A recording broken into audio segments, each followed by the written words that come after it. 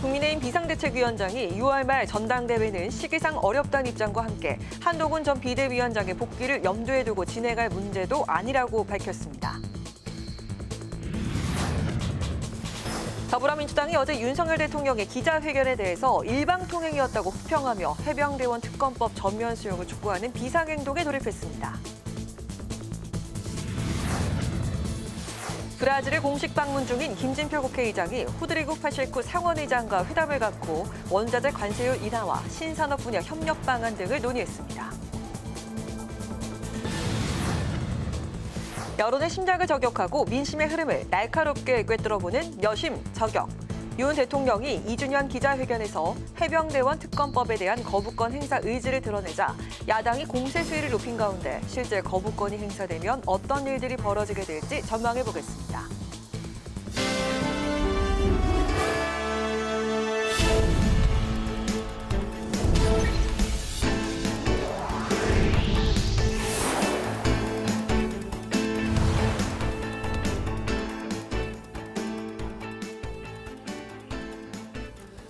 여러분 안녕하십니까? 5월 10일 금요일 국회 라이브 6 시작하겠습니다. 황우여 국민의힘 비상대책위원장이 당대표를 선출하는 전당대회 개최와 관련해 한동훈 전 비대위원장을 염두에 두고 진행할 문제는 아니라고 밝혔습니다. 황 위원장은 야당이 추진하고 있는 해병대원 특검법과 김여사 특검법에 대해 대통령이 거부권을 행사할 것으로 예상했습니다. 김지수 기자입니다. 황우여 비상대책위원장이 특정인을 염두에 두고 전당대회를 개최할 수는 없다고 밝혔습니다. 본인이 잘 결정하셔야 되고 또 당과 국민이 이제 판단을 해야 될 일이지만 우리는 그것을 염두에 두고 할 수는 없고요. 그러면서 전당대회를 개최하기 위해서는 40일 정도의 시간이 필요하다고 거듭 강조했습니다. 당원 당규에 따르면은 40일이라는 부분만 특정이 돼 있지 언제부터 시작해야 된다라는 것은 그건 이제 지도부에 맡겨져 있는 거거든요. 6월 말에 전당대회를 열기 위해 5월 20일부터는 레이스가 시작돼야 하는데 그럴 수 없는 상황이라고 덧붙였습니다. 황 위원장은 새 원내대표로 선출된 추경호 당대표 권한대행과 상의해 일단 주말까지 비대위 구성을 완료하고 오는 13일에 첫 회의를 열겠다는 계획입니다. 해병대원 그리고 김건희 여사 특검법 처리에 대해서도 언급했는데 윤석열 대통령이 어제 기자회견에서 수사를 지켜보자고 밝힌 만큼 거부권을 행사할 것으로 전망했습니다. 특히 검찰 수사를 지켜본 후 부족한 부분에 대해 특검을 해야 한다며 윤 대통령과 같은 입장을 내놨습니다. 한편 오늘 홍철호 정무수석이 추경호 권한대행을 예방했습니다. 홍 수석은 이 자리에서 당정 협의를 긴밀하게 논의하겠다고 밝혔고 추 권한대행도 당의 목소리를 가감 없이 진솔하게 전달하겠다고 밝혔습니다. 국회방송 김지수입니다. 더불어민주당은 어제 윤석열 대통령의 취임 2주년 기자회견에 대해 알맹이가 없는 동문서답 회견이었다고 비판했습니다. 특히 해병대원 특검법을 거부하는 건 나쁜 정치라며 전면 수용을 촉구하는 비상행동에 돌입했습니다. 이승지 기자가 보도합니다. 윤석열 대통령이 어제 기자회견에서 해병대원 특검법에 대해 수사를 지켜보자는 원론적인 답변을 내놓자 더불어민주당은 거세게 반발했습니다. 박찬대 원내대표는 윤 대통령을 향해 총선 민심을 읽지 못하고 하고 싶은 말만 하는 일방통행이라며 강하게 비판했습니다. 어제 윤석열 대통령의 기자회견은 한마디로 불통 선언이었습니다. 해병 특검법 핵심 피의자를 해외로 빼돌리고 관련자들을 입막음용 공천 주고 특검법은 못 받겠다고 버티고 있지 않습니까? 민주당 초선 당선인들은 윤 대통령이 해병대원 특검법을 조건 없이 수용해야 한다며 비상행동에 돌입했습니다. 윤석열 대통령은 해병 특검 즉각 수용하라! 수용하라! 민주당은 또 연금개혁과 관련해 윤 대통령이 22대 국회로 논의를 미룬 건 사실상 포기 선언이라고 규탄했습니다. 국회 연금특위 소속 민주당 의원들은 기자회견에서 1년 8개월 동안 연금개혁을 논의했는데 윤 대통령이 국회 협상마저도 방해하는 횡포를 부린다고 지적했습니다. 공약도 이행하지 않고 법에 규정된 정부 연금개혁안도 제시하지 않은 채 모든 책임을 국회에 떠넘긴 것입니다. 실제 개혁 의지도 없으면서 연금 개혁 구호만을 반복하면서 지난 2년 동안 국민들을 속이고 국회를 기만한 것이다. 또 여야가 보험료율 인상에 동의했고 막판 소득 대체율에 대한 이견만 남아 21대 국회에서 마무리할 수 있다며 여당의 협조를 촉구했습니다. 국회 방송 이승지입니다.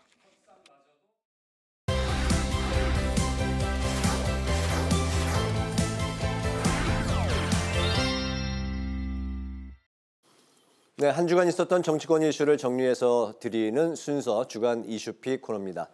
강민지 기자 나와 있습니다. 강 기자 어서 오십시오. 안녕하세요. 네, 윤석열 대통령 기자회견이 이제 어제 있었고 그 뒤에 이제 평가가 쏟아지고 있는데 무슨 그 대통령실 내부 분위기는 자체적으로 좀 어떤 평가를 내리고 있습니까?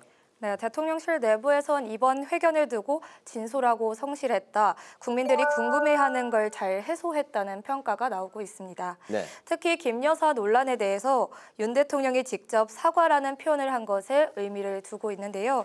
윤 대통령도 회견 후 참모들에게 자주 이런 소통의 시간을 마련해야겠다고 말을 한 것으로 전해지고 있습니다. 네. 또 이번 기자회견을 통해서 국민들에게 비춰지는 불통의 이미지를 어느 정도 불식시키는 데 기여할 것이란 기대도 하는 분위기입니다. 네, 이슈픽 지금 이제 그 첫 번째 주제가 631일 만에 지금 이제 뒤에 자막이 나오고 있는데 여야가 대통령 기자회견에 대해서 이제 연일 엇갈린 반응을 보이고 있죠. 네, 맞습니다. 네, 우선 여당은 대통령실과 마찬가지로 허심탄회하고 진솔한 회견이었다고 평가하고 있습니다. 네. 다만 내부적으로는 만시지탄이라는 목소리와 함께 해병대원에 대한 개별 목소리가 제기되기도 합니다. 조정은 의원은 총선 전 의료개혁 대국민 담화 대신 이런 기자회견을 했다면 130석도 될 수 있었다며 아쉬움을 보였고요. 안철수 의원은 해병대원 특검법이 국회에서 재표결될 경우 찬성표를 던지겠다는 입장을 밝혔습니다. 반면 민주당은 이번 기자회견을 불통회견으로 규정하고 곧바로 총력전에 돌입했습니다. 초선 당선자들이 해병대원 특검법 거부권 저지를 위한 천막 농성에 돌입을 했고요. 당 지도부도 행정부를 거치지 않고 집행이 가능한 처분적 법률을 통한 전국민 지원금 지급 등을 공식화했습니다. 네, 그리고 여기에 더해서요, 탄핵까지 거론하며 강경 대응하고 있습니다. 네. 탄핵소추 제적의원 3분의 2 이상 200석이 있으면 통과될 수 있는데요. 22대 국회 법력권 의석이 192석에 달하는 만큼 자신감을 보이고 있는 겁니다. 그렇군요. 두 번째 이슈픽으로 바로 가보도록 하겠습니다. 네, 개혁기동대 대 단일 대오. 네, 거대 양당의 22대 국회 첫 원내 사령탑이 이번 주 확정됐죠. 네. 친명의 박찬대 원내대표와 윤석열 정부에서 초대 경제부총리를 지낸 추경호 원내대표인데요. 네. 각자 개혁과 단일 대우를 외치며 전열을 가다듬고 있습니다. 먼저 그 민주당부터 살펴보도록 하죠. 개혁기동대 그 이름 자체가 이제 그 전투력이 엿보이고 있습니다. 이게 좀 구체적으로 어떤 의미일까요? 네, 민주당 박찬대 원내대표가 단독 출마를 하면서 과반 득표를 얻어 원내 지휘봉을 얻었습니다. 네. 박 원내대표가 이끄는 원내대표단이 말한 첫 일성이 개혁기동대, 개혁국회였던 건데요. 개혁을 앞장서서 실천하자는 의미로 여당을 상대로 강경 행보를 예고한 겁니다. 민주당은 전국민 지원금뿐 아니라 대통령이 거부권을 행사한 양곡관리법 등의 법안들도 재발의하겠다는 방침인데요. 조국혁신당 등 야권과 함께 검찰 개혁까지도 전선을 확대할 계획입니다. 특히 원내대표단 구성도 친명 색채가 짙은 공격수 초선 당선자 위주로 채워진 만큼 대여 공세는 더 강화될 것으로 보입니다. 네, 말씀하신 대로 22대 국회에서는 한층 더 이게 정부 여당에 대한 압박이 거세질 것으로 예상이 되고 있는데 국민의힘에서도 이제 대응을 하고 있겠죠. 네, 맞습니다. 강경 대야에 맞서서 국민의힘에선 단합과 단일 대우를 강조하고 있습니다. 이제 어제 3선의 추경호 의원이 여당 새 원내대표로 선출이 됐죠. 네. TK 지역구를 통해 영남권 표심을 잡았고요. 그리고 윤석열 정부 초대 경제부총리라는 이력과 그 이 명성으로 친윤계와 초선의 표심도 함께 잡았습니다. 특히 102표 중 70표라는 몰표를 받은 데에는 강성 친명 박찬대 원내대표를 상대하기 위해서 분열보다 통합이 먼저라는 당선인들의 표심이 깔린 것으로 분석이 됩니다. 추 의원도 이에 화답을 하듯이요. 첫 일성으로 108명 당선자 모두가 똘똘 뭉쳐야 한다. 그리고 단합과 단일 대우가 되어야 한다고 강조했습니다. 네. 하지만 이 대통령이 거부권을 의사를 밝힌 해병대원 특검법에 대해서는 김웅, 안철수 의원 등이 찬성 의사를 밝히고 있는 만큼 이 단일 대우가 무너질 수가 있는데요. 추 원내대표가 특검 전국 대응을 위한 표 이탈을 막아서 당론 분열을 잠재울 수 있을지 주목되고 있습니다. 그렇군요. 마지막 세 번째 이슈픽 가볼까요? 탈중립과 명심, 국회의장 선거 얘기인가요? 네, 맞습니다. 이번 주 후보 등록을 마감한 22대 국회 첫 국회의장 경선 이야기인데요. 중진 의원 4명이 출마하면서 치열한 경쟁을 예고하고 있죠. 네. 네 후보 모두 탈중립을 외치며 명심 마케팅을 펼치고 있는 상황입니다. 네, 이번 22대 국회의장 선거에 6선의 조정식 의원, 추미애 당선인, 또 5선의 우원식, 정성우 의원이 이제 그 등록을 했는데 출마를 고심했던 박지원 당선인이 불출마를 선언하면서 이제 4파전으로 좁혀졌습니다. 네, 이 5선의 최연장자였던 박지원 당선인이 불출마를 선언하면서 22대 국회 전반기 의장 경선은 4명의 경쟁 구도로 치러지게 됐습니다. 네 후보들은 등록 후 의원들과 개별 접촉을 하면서요. 선거운동을 지금 막판 이어가고 있습니다. 네. 네 후보는 저마다 명심을 강조하며 강한 국회를 만들겠다고 강조하고 있는데요. 앞서 말씀드린 것처럼 당직자 그리고 원내대표까지 친명으로 재편이 되면서 후보들도 명심 선명성 경쟁을 이어가고 있습니다. 선거는 16일에 치러지는데요. 이번에 기존 최다득표제가 아닌 결선 투표제로 치러지면서 명심 경쟁은 더 심화될 것으로 보이는 상황입니다. 네. 현재 민주당 지지자들 추미애 당선자를 지지한다는 결과가 나오기도 했습니다. 지난달 27일부터 이틀간 미디어 토마토가 뉴스토마토 의뢰로 조사한 결과 민주당 지지자 중 70.6% 추 당선인을 선호하는 것으로 나타난 겁니다. 하지만 의장 선거 의원들이 투표권자인 만큼 그 결과 예측하기 어려운데요. 당내 최대 조직인 31명, 그 더민주혁신조직회의가 있거든요. 여기가 16일 투표 전 특정 후보를 지지할 수 있다는 가능성도 거론되고 있습니다. 또 박찬대 원내대표가 막판 교통 정리를 통해 단독 입후보했던 것처럼 막판 단일화 가능성도 흘러나오고 있는 상황입니다. 그렇군요. 실제 그 민주당 지지자는 추미애 당선인을 선호하는 그 여론조사 이제 결과가 이제 나왔는데 실제 유권자, 그러니까 투표권자는 국회의원, 의원들한테 있는 만큼 결과 다음 주 이제 그 목요일이죠? 16일 예, 결과를 지켜봐야 될 것 같습니다. 오늘 주간 이슈픽은 여기까지 듣도록 하겠습니다. 강민지 기자와 함께했습니다. 수고 많았습니다.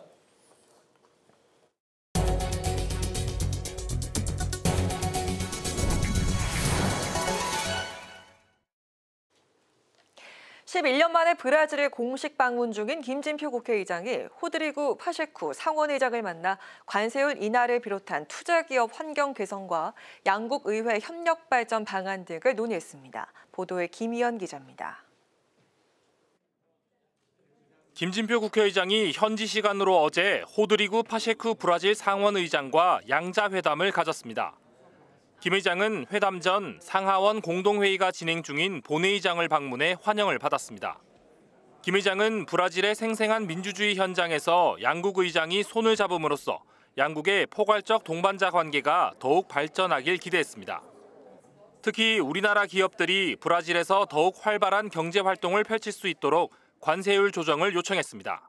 한메르코스루 트레이드 호리건 그런 협상이 다시 좀 재개되고 그것이 그런 문제들을 포함해서 양국의 바이오라든가 또 자동차, 방산, 우주 이런 모든 분야에 걸쳐서 실질적인 투자 협력이 더 진전될 수 있도록 종합적으로 검토해 나갈 필요가 있고. 파셰쿠 의장은 브라질 한국 의회 친선협회 의원들과 함께 관세율 현황을 파악하고 해결 방안을 찾아보겠다고 화답했습니다. 김 의장은 또 차세대 자동차와 우주항공, 바이오, 기후변화 등 신산업 분야에서도 양국의 협력이 활성화되고 있다며 양국이 합심해 입법 지원 등 새로운 성장 동력을 만들어 나가야 한다고 강조했습니다. 최근 브라질 남부에서 폭우로 큰 피해가 발생한 데 대해서는 조기 복구가 이루어지길 기원한다며 위로했습니다. 한편 김 의장은 현지 시간으로 8일 상파울루에서 브라질 동포와 지상사 대표들과 간담회를 갖고 건의사항을 들었습니다. 김 의장은 복수국적 허용 기준 완화가 22대 국회에서 반드시 해결돼야 한다고 강조했고, 동포 사회의 의료기관 신설 요청에 대해서는 정부 지원 방안을 모색해 보겠다고 말했습니다. 국회 방송 김희연입니다. 22대 국회 여야 당선인들이 한 목소리로 22대 국회 상설 기후위기 특별위원회 설치를 촉구했습니다. 국민의힘과 민주당, 개혁신당 등 22대 국회 원내정당 소속 당선인들은 기자회견을 열고 입법권과 예산권 등 실질적 심의 권한을 가진 기후특위를 상설화해야 한다고 주장했습니다. 기후위기 대응만큼은 정쟁과 갈등이 아닌 소통과 협력으로 해결책을 만들어가야 한다며 그것이 국회의 책무라고 강조했습니다.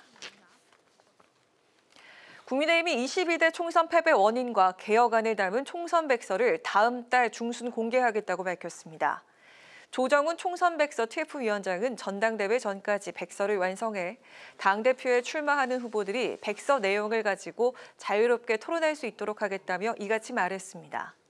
이어 정영환 전 공천관리위원장과 대통령실과의 면담도 일정을 조율 중이며 다음 주부턴 서울을 시작으로 경기, 충청 등 총선 패배 지역을 돌면서 간담회를 실시할 계획이라고 밝혔습니다. 박찬대 더불어민주당 원내대표는 이태원 참사 유가족을 만나 생명안전기본법 입법을 적극 검토하겠다고 약속했습니다. 박 원내대표는 오늘 유가족협의회 대표단과 면담을 갖고 이태원 특별법이 여야 합의로 통과됐으니 법의 취지를 살리고 유가족들의 요구를 이룰 수 있도록 마지막까지 최선을 다하겠다며 이같이 밝혔습니다. 유가족 대표 측은 비공개 면담에서 여야가 협치해 이룬 법안인 만큼 진상규명이 잘 되도록 민주당도 협조해 줄 것을 요청했다고 말했습니다. 국회 사무처와 경인교육대학교가 교육 콘텐츠 개발 업무 협약을 체결했습니다.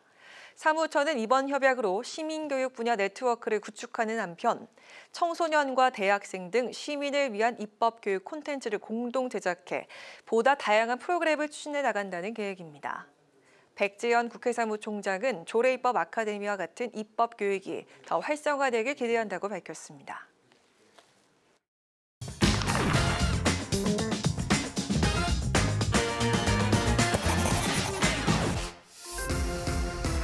신동진의 정치노트, 오늘의 키워드는 금투세 폐지입니다.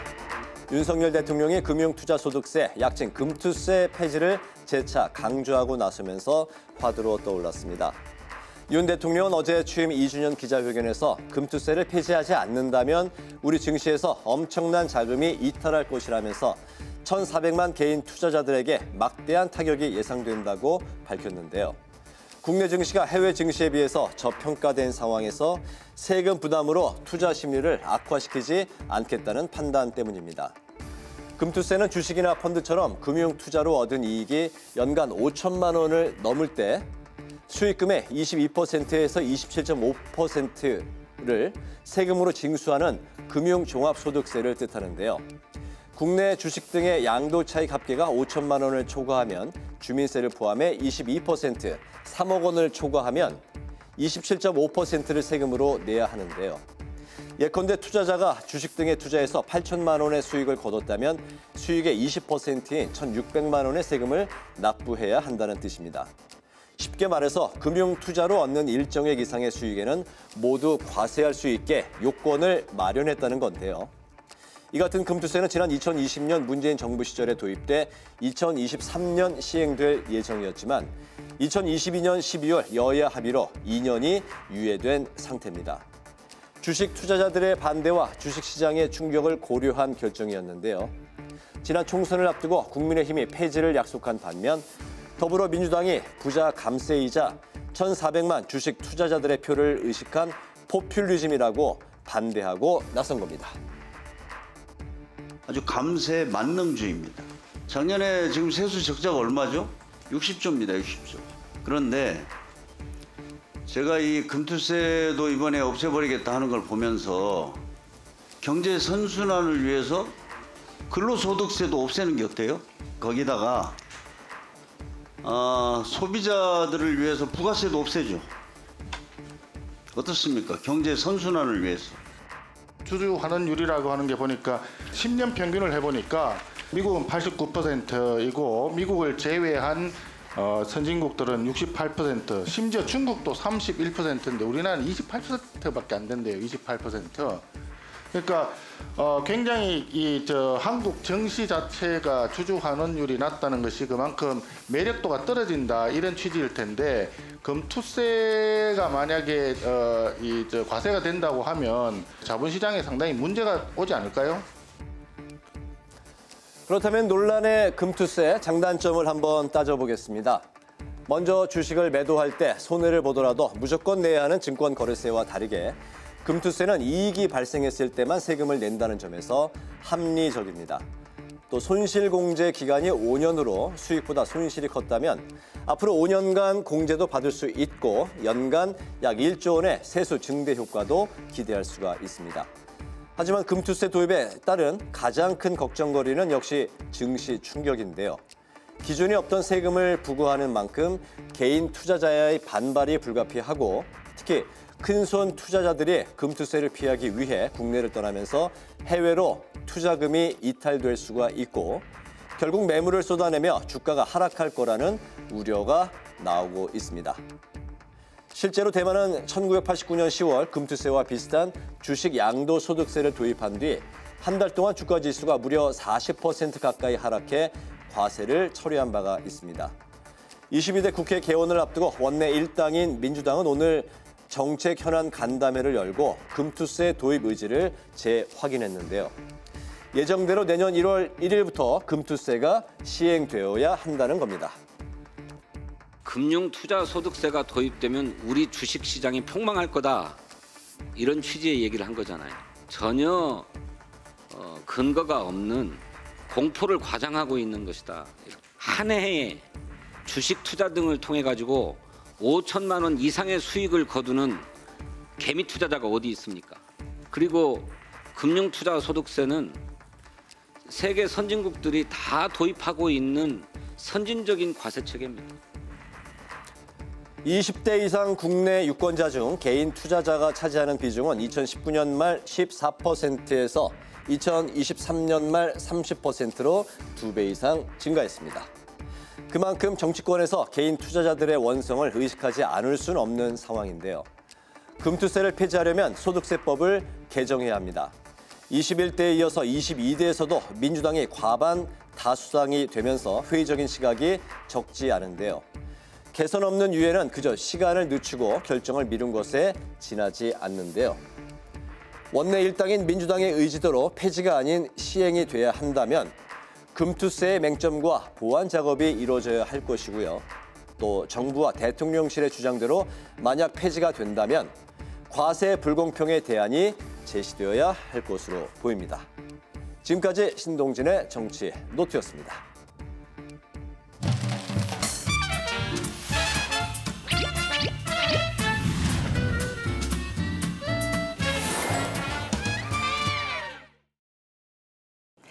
정치권 이슈와 정책 분석을 통해서 여론의 심장을 저격하고 민심의 흐름을 날카롭게 꿰뚫어봅니다. 여심 저격, 장윤미 민주당 법률위 부위원장, 강전의 국민의힘 노동위 부위원장 두 분 모셨습니다. 반갑습니다. 안녕하세요. 요 며칠 또 날씨가 좋았습니다. 며칠 강하게 내리쬐서인지 한강변에 보면은 그늘막 텐트들이 참 많이 보이더라고요. 네. 국회에서는 천막이 종종 등장을 하는데 오늘 낮에 제가 올 때 보니까 본청 앞에 천막이 하나 설치가 돼 있었습니다. 파란 현수막이 걸려 있었는데요. 민주당 초선 당선인들이 개원도 하기 전에 그 해병대원 특검 수용을 촉구를 위한 농성을 벌인 겁니다. 어제 윤 대통령이 2주년 기자회견에서 해병대원 특검법에 대해서 거부권 행사 의지를 드러냈습니다. 이에 야당이 공세 수위를 높였는데요. 민주당 박찬대 원내대표는 마지막 기회라면서 특검법을 전면 수용하라고 압박을 한 상황입니다. 자, 그럼에도 대통령이 10번째 거부권을 행사를 하게 된다면 이후 상황 어떻게 좀 진행이 될까요? 아마 민주당에서 예측이자 경고하고 있듯이 역풍은 불가피해 보이는 측면이 있습니다. 최상병 사망과 관련해서 대통령께 직접 물었죠. 한 기자가 대통령이 이 수사와 관련해서 윗선까지 그럼 어디까지 처벌을 법적으로 하라는 거냐. 이 경로하셨다는 부분이 사실이냐라고 이 질문을 던졌을 때 대통령께서 사실 질문을 피해 갔습니다. 본인이 최상병의 죽음과 관련해서 안타까워서 경로했다는 취지로 답변했거든요. 국민들이 바랬던 질문, 그 답변 아닙니다. 그리고 사실관계를 떠나서 군복무를 하다가 사망했습니다. 안전장치도 없었어요. 대통령께서도 그 사실관계만으로도 어떻게 그렇게 안전하지 않은 상황으로 내몰았느냐는 취지로 질책했다고 하셨습니다. 그러면 그 사망 원인 정확하게 규명해야 재발하지 않을 거 아닙니까? 나아가서 이른바 대통령실의 안보 라인이 전화를 하고 국방부가 기록을 경찰로 이첩된 부분을 가져오고 그 과정 중에 공직기강 비서관이 전화를 한 내역이 확보가 되고 그런데 지금 어떻게 그럼 국민들이 의혹을 해소해야 되겠습니까? 공수처는 군과 관련한 기소권이 없습니다. 지금 1년이 지나가고 있는데 통신 보존 시한 1년이 지나면 증거는 놓칠 수밖에 없는 그런 국면이 있습니다. 국민의힘에서도 이종섭 전 장관이 호주에서 한국 들어왔을 때 왜 부르지 않냐? 왜 수사가 더디냐? 왜 제대로 증거물 같은 거 확보하지 않았느냐라고 질책하지 않았습니까? 이제 와서 공수처 수사를 지켜보자고 하면 국민들이 그 부분을 어떻게 받아들이시겠습니까? 대통령께서 정말 전향적인 입장 전환이 있으셔야 된다.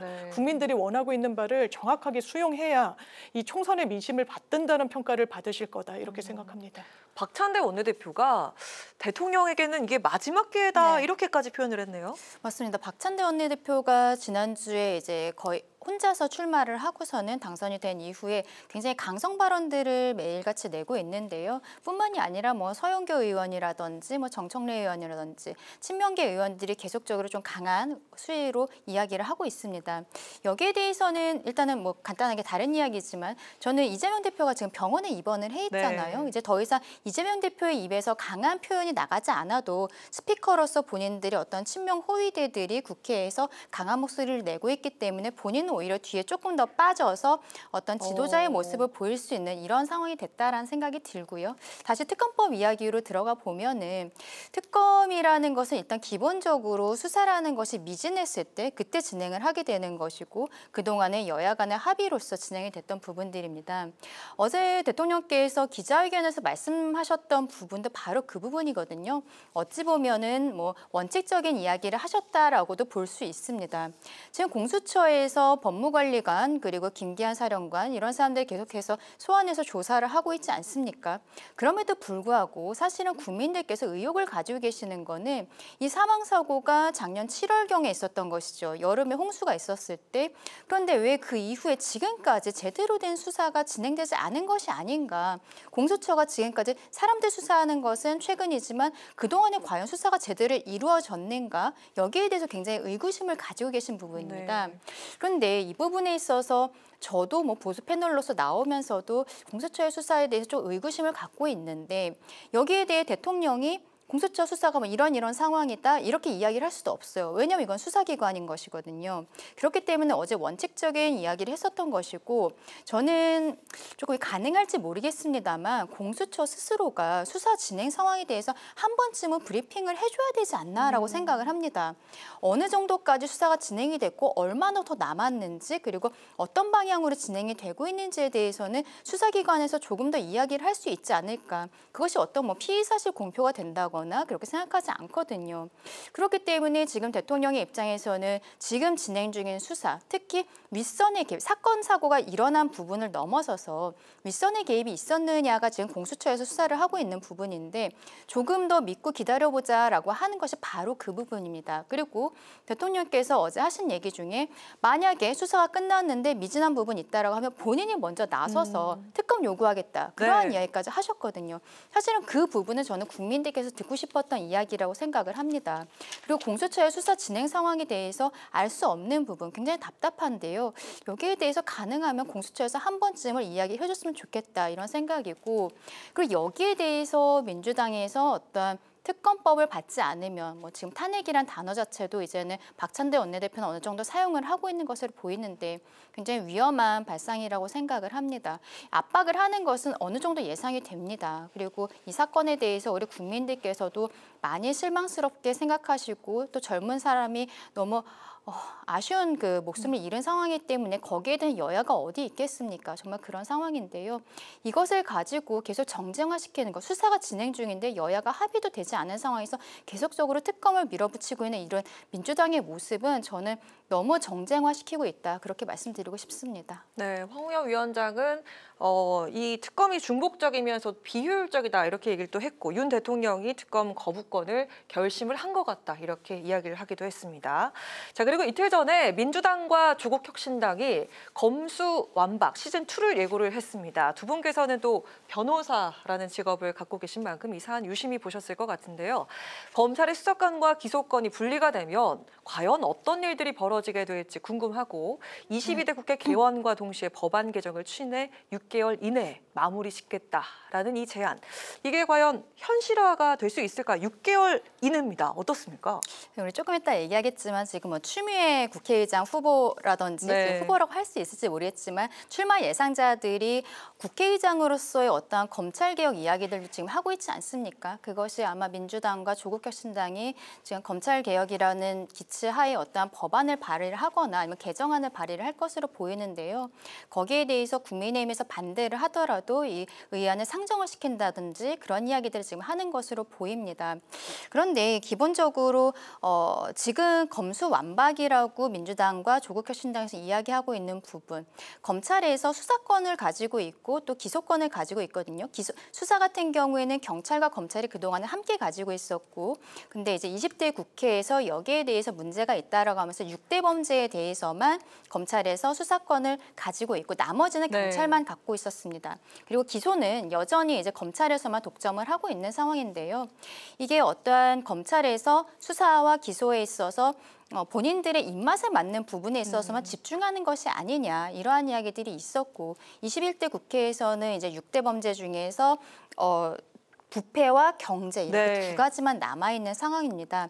그런데 지금 이야기하고 있는 것은 이 두 가지도 이제 빼겠다라고 이야기하고 있는 것인데 근데 여기에 대해서 이원석 검찰총장이 이제 지난주에 했던 이야기가 있습니다. 본인의 임기가 지금 한 9월 정도까지인데 본인 임기 동안에 김건희 여사의 그 명품백 수수 의혹 그리고 이재명 대표의 대북 송금 의혹에 대해서 여기에서 본인 임기 안에 수사를 마무리하도록 하겠다. 했죠. 왜냐하면 이 두 가지 사건이 아까 말씀드린 부패와 경제로 분류가 되는 사건들이기 때문에 검찰에서 아직도 직접 수사를 할 수 있는 부분이거든요. 그렇다면 저는 민주당에서 이러한 이야기들은 당연히 하고 있지 않지만 이재명 대표의 대북 송금 의혹이 지금 이화영 전 부지사가 뭐 굉장히 그 높은 형으로 지금 징역형에 대해서 구형이 되어 있고 6월 초에 아마 선고가 될 것으로 보이는데요. 이러한 부분을 고려한 또 부분이 아닐까라고 생각을 합니다. 만약에 그렇게 되면은 지금 경제로서 대북 송금 의혹에 대해 검찰에서 수사권을 갖지 않게 됐을 때 그렇다면 이게 수사가 계속적으로 지연이 될 수밖에 없는 것이거든요. 현재도 6대 범죄 그리고 2대 범죄로 남으면서 나머지 사건들에 대해서는요. 경찰에서 수사를 하고 검찰로 넘겼을 때 검찰에선 직접 수사를 하지 않으니까 보완 수사 명령이 많이 나옵니다. 그렇게 하면 그동안은 검찰에서 조금 더 수사하고 바로 기소를 하든지 불기소 처분을 하면 되는 것이었는데 지금은 경찰로 돌아오고 그러면 경찰에서 다시 해서 올리고 이러니까 수사가 지연된다라는 이야기들이 지금 나오고 있는 것이거든요. 민주당에서 말은 검수완박이라고 하면서 어떤 뭐 민주적인 절차, 검찰개혁이라는 이야기를 하고 있지만 그 뒤에는 사실은 이재명 대표의 지금 또 아킬레스건으로 보이는 대북 송금 의혹에 대한 검찰의 수사, 여기에 대한 방해를 하기 위한 정치적인 이러한 행동이 아닌가 저는 그렇게 보고 있습니다. 거대 야당의 검찰개혁 압박, 그 수위가 상당한 것 같은데 6개월 안에 마무리가 될까요? 어떻게 보십니까? 일단 뭐 정치적인 맥락을 떠나서 왜냐하면 사적 보복이다, 이거 개인적인 복수심이다, 국민의힘에서 막 그렇게 이야기를 국민의힘 측에서는 하니까요. 개인적인 복수이고 또 처벌 회피임을 선언하는 것이다 이렇게 얘기하고 있죠. 저기에 대해서 이제 조국 대표는 내가 정말 사적 복수심으로 한다면 내가 그냥 그 나를 기소한 검찰을 찾아가는 거다. 이건 사적 보복이 아니라 시스템으로 국회의 어떤 의정활동 일환으로 하겠다. 하겠다는 취지로 이야기를 하는데 그런 맥락을 빼고 왜 여러 국가에서 입법례로 이 수사기관과 이 공소기관을 분리하고 있는지는 저희 사회가 숙고할 필요는 전 있다라고 생각을 해요. 네. 기본적으로 그렇습니다. 뭐 일반 사건은 좀 덜 그런 편이지만 이 수사기관이 기소권까지 갖고 있으면요. 수사와 관련한 어떤 정답과 목표를 기소로 설정하게 되는 경우가 상당히 많아요. 네. 특히 언론 주목도가 상당히 높다거나 특수부 수사가 그런 경우가 많죠. 재벌을 수사한달지 어떤 정치인의 비위를 수사한달지 그러면 언론이 굉장히 그 사안의 하나하나 현안을 굉장히 집중 있게 봅니다. 그러면 이거 저희가 수사해봤더니 불기소네요. 혐의 없습니다라고 끝내기가 조직의 논리상 쉽지가 않은 거예요. 그런 상황들을 많이 봐왔기도 하고요. 네. 그래서 일반 사건보다 특수 수사라고 지칭되는 재벌 수사, 정치인 수사 무죄율이 일반 사건보다 훨씬 높거든요. 일단 기소를 해보는 겁니다.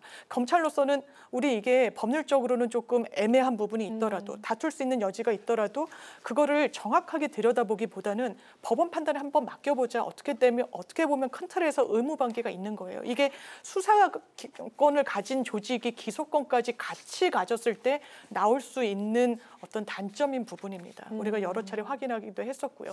그렇다면 기소와 관련해서 검찰의 기능을 좀 강화하고 수사 역량, 경찰이 비교적 검찰보다는 수사 역량이 떨어진다 이렇게 진단하시는 법조인들이 많이 계시죠. 네. 왜냐하면 지금 실제로 이른바 검수완박이 일단 수정된 이후에 사건이 지체되는 것도 사실이고요. 경찰의 업무가 과중됐다. 과중된 이런 부분도 지적도 있고요. 있습니다. 그래서 수사과를 기피한다라는 보도도 나오고 있는 건 현실인 것 같습니다. 네. 그렇다면 이런 부분을 보완하고 법적으로 지원하고 이런 부분과는 또 별도로 이 방향성으로 가는 것 자체는 저는 공감하는데 네. 다만 시한을 6개월로 못 박아놓고 하는 거는 상당히 무리수가 있어 보여요. 제가 오늘 한 책에서 읽었는데 너무 신속한 처리를 언급하는 건 민주주의가 아니다라는 취지의 어떤 정치서였거든요. 이거는 수기가 필요하고 사회적 합의도 필요합니다. 검수완박 저도 큰 방향성에는 동의하지만 이를테면 고발인 그러니까 직접 피해자가 아닌 제3자가 범죄 혐의를 인지해서 수사기관에 이거 들여다봐달라고 할 수 있거든요. 네. 근데 이 고발인은 무혐의가 나와도 이의권이 없는 거예요. 처음에 이 경찰이 혐의가 없다라는 결론을 내더라도 이런 부분은 사실 입법 공백이자 좀 보완해야 될 부분이 있거든요. 이게 너무 신속하게 처리를 하다 보면 이런 피해를 피해자들이 범죄에 또 피해자들이 받을 수도 있는 겁니다. 그렇다면 이게 국민의힘의 협조도 필요하겠지만 국민 여론과 관련해서 좀 천천히 들여다봐야 될 사안이라고 생각합니다. 네, 야권이 밀어붙이고 있는 검수완박 시즌2에 대한 두 법조인 두 분의 생각을 들어봤습니다. 자, 아까 말씀하셨던 것처럼 국회의장 후보 선명성 경쟁이 심화가 되고 있는 그런 상황인데요. 22대 국회 개원을 앞두고 민주당 소속으로 출마한 국회의장 후보들이 개혁 입법에 강한 의지를 드러냈습니다. 특히나 추미애 당선인은 6선이죠. 검찰개혁을 위해서 신속한 원구성을 하겠다. 역시 6선인 조정식 의원은 의장 1호 과제는 역시 검찰개혁이다. 이렇게 밝혔습니다. 차기 의장 후보군이 중재보다 검찰개혁 의지를 강하게, 선명하게 드러낸 그런 상황인데 이 점 어떻게 봐야 될까요? 어느 정도 예상은 했던 부분이고요. 민주당이 이렇게 굉장히 거대 야당으로서 시작을 하게 됐을 때 또 어떻게 보면은 처음에 윤석열 정부가 시작을 할 때는 문재인 정부 때 이미 당선이 되어 있었던 국회의원들이지만 어떻게 보면 윤석열 정부에 대한 심판, 국민들께서 좀 실망하셨던 부분 때문에 민주당이 또 이만큼 이번에 또 득표를 했고 많은 당선인들이 나왔다라고 생각을 하는데요. 그럼에도 불구하고 지금 너무 앞서 나가고 있다라고 생각을 합니다. 지금 국회의장 같은 경우에는요. 국회법상 당적을 가지지 않게 되어 있거든요.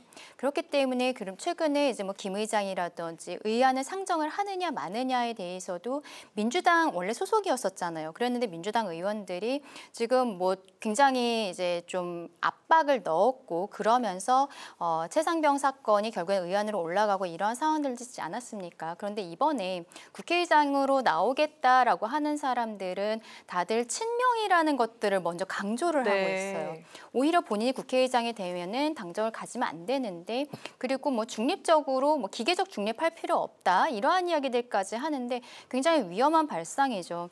결과적으로는 앞서 얘기했었던 것처럼 민주당과 조국혁신당이 함께 어떤 검수완박 시즌2라고 하면서 새로운 법안을 내거나 아니면 개정안을 됐을 때 그것들이 국회에서 당연히 아마 국민의힘 입장에서는 여기에 대해 뭐 거부하는 형태로 진행이 될 것으로 보이는데 그럼 여야가 지금까지는 김진표 의장 같은 경우는 합의를 해서 좀 와라라고 이야기를 했을 텐데 지금 뭐 나오고 있는 국회의장 후보들 같은 경우에는 그냥 본인이 올리겠다 이렇게 이야기를 하고 있는 것들이거든요. 지금 4파전인데 추미애, 조정식, 우원식, 정성호 이렇게 나오고 있죠. 지금 네 분이 사실은 다 친명계라는 것들을 굉장히 강조를 하고 있기 때문에 어느 분이 되시든 간에 국회의장으로서 하는 역할이 저는 제3지대로서의 중립적인 모습을 보이지 않을 것이라고 말씀드리는 것이고 그렇기 때문에 지금 검찰개혁이라는 것이 국회의장으로서 해야 되는 역할이 저는 전혀 아니라고 생각하는데 그 이야기를 본인이 후보로서 나오면서 이야기하는 것 자체가 굉장히 아이러니하다. 이러한 상황들을 국민들께서 이번에 22대 국회에서 민주당에 이렇게 많은 표를 주셨다고 하지만 이렇게까지 나가라고 한 것일까? 또 오늘 주제는 아닙니다만 지금 민주당에서는 25만 원씩 지급하는 거에 대해 처분적 법률도 지금 검토를 하고 있다라고 하는데요. 굉장히 위헌적인 방법이라고 말씀을 안 드릴 수가 없습니다. 이러한 민주당이 폭주하는 모습들 결과적으로는 다시 국민들께 심판받게 될 것이다 말씀드리고 싶습니다. 네, 그 양당의 중재 그리고 중립을 지켜야 하는 국회의장인데 뭐 중립에 대해서 뭐 어설픈 기계적 중립이다도 이렇게 얘기를 하고 있고요. 자, 이렇게 검찰개혁 의지를 선명하게 드러냈습니다. 어떻습니까? 국회의장의 공약으로는 좀 어색한 측면이 있다라고 저도 생각합니다. 일단 국회법에 따르면 당적 보유하지 않는 그 입법 취지가 있는 거 아니겠습니까? 양 당에 어쨌든 협의를 끌어내라는 거예요. 근데 그동안 보면은 사실상 협의를 넘은 합의, 그러니까 여야 간의 의견 일치까지 도출하고 본회의에 회부하다 보니까 민생 법안들이 상당히 지연되고 연기됐던 부분에 대한 문제의식이 민주당 안에는 있는 것 같습니다.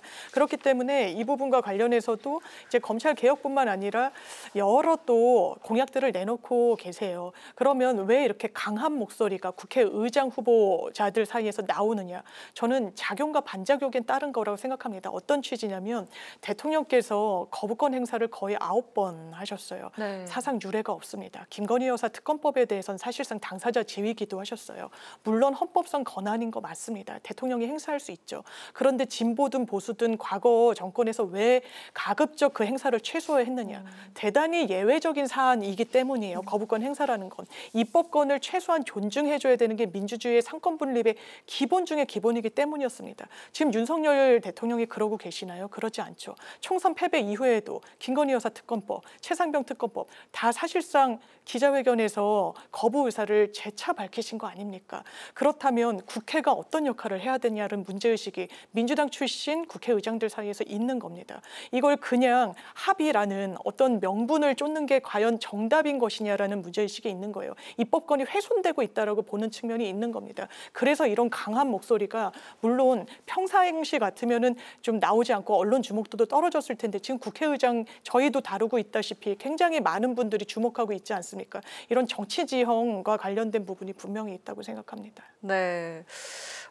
이어서 윤 대통령이 3기 대통령실 구성을 완료한 소식 넘어가 보도록 하겠습니다.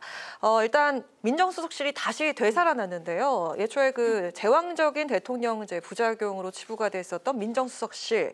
자, 가장 눈에 띄는 부분은 윤 정부 출범과 함께 폐지됐던 부활이란 점입니다. 민정수석실이 부활됐다는 점입니다. 국민의힘은 국정 운영의 민심을 반영하겠다라는 강한 의지라고 평가를 했는데 반면 야권은 민심을 외면하고 검찰을 장악한 것이라고 비판을 했습니다. 민정수석실의 구체적인 역할과 또 업무 범위가 과연 어디까지 이루어져야 할까요? 한번 들어보도록 하겠습니다. 민정수석실이 과거에 큰 틀에서는 친인척 관리를 하고요. 대통령과 관련한. 그리고 민원 해결이나 민심 청취 기능도 있는 게 있습니다. 그런데 정말 시중에 어떤 그런 부분을 여론조사나 이런 부분을 보고하는 게 아니고요. 각 사정기관에서 보고서를 올리는 겁니다.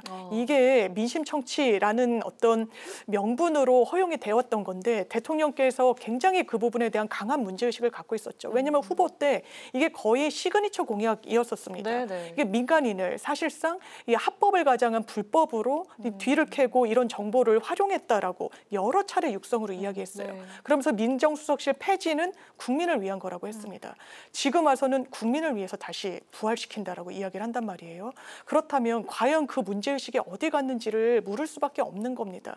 그리고 이 직제가 흔들리면서 법무부로 이관됐던 그런 인사 검증 시스템, 어제도 기자회견장에서 왜 이종섭 전 장관 출국 금지된 사실조차 알지 못하셨냐라고 했더니 이건 비밀이라서 알 수가 없는 사안이라고 말씀하셨어요. 네. 이해되지 않습니다.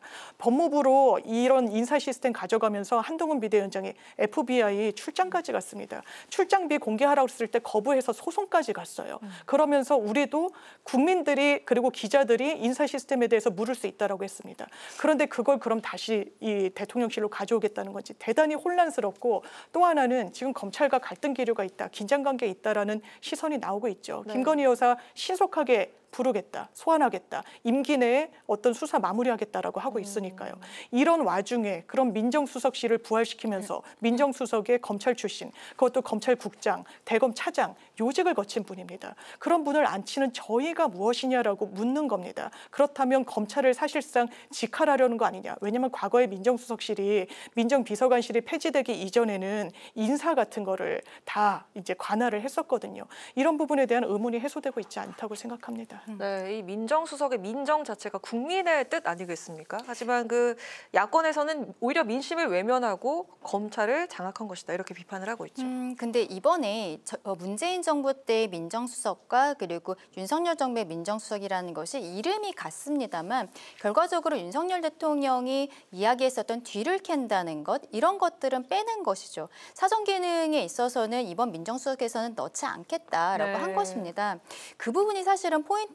이제 그 윤석열 대통령이 처음에 대통령이 되면서 민정수석실을 폐지하겠다고 했던 이야기가 뒤를 캐는 것이 너무 부작용이 많다라는 것이었거든요. 그것이 바로 사실은 문재인 정부 때 있었던 일인데, 그 울산시장 선거 개입 사건이 있지 않습니까? 네. 황운하 의원이 지금 3년 실형을 받고도 뭐 지금 다시 국회의원 당선이 됐습니다만, 그 사건에 있어서 당시의 민정수석이 문재인 정부 민정수석이 조국 민정수석이었단 말이에요. 그래서 황운하 의원이 작년 11월에 여기에 대해서 3년형을 받았을 때 검찰에서 여기에 대해 다시 수사를 시작하는 것으로 했습니다. 그렇기 때문에 지금 조국 대표 같은 경우에는 이 울산시장 선거 개입 사건으로 다시 수사선상에 올라가 있는 상황이거든요. 바로 그렇게 뒤를 캐는 것, 이런 것들이 문제가 있다는 것이 윤석열 정부가 시작하기 전부터 문제가 됐던 것이고, 그래서 여기에 대해서는 하지 않겠다라고 했던 것입니다.